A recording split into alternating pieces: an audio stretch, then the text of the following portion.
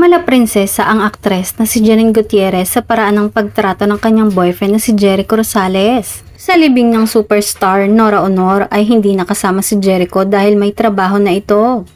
Ngunit hindi yun naging hadlang para hindi niya mabantayan at maalagaan si Janine dahil ipinasama ng aktor ang kanyang bodyguard upang masamahan ang aktres. Makikita sa mga video at larawan na nagkalat sa social media na pinapayungan ng bodyguard ni Eco si Janine habang naglalakad patungo sa pwesto kung saan dadalhin ang lola niyang si Nora Honor. Makikita din na binabantayan ng bodyguard si Janine para hindi maipit sa dami ng tao. Hindi lang si Janine ang kanyang inaalalayan kundi pati ang ibang miyembro ng pamilya ng aktres. Napakaswerte nga naman ng isang Janine Gutierrez dahil hindi siya pinapabayaan ni Eco kahit wala ito sa tabi niya.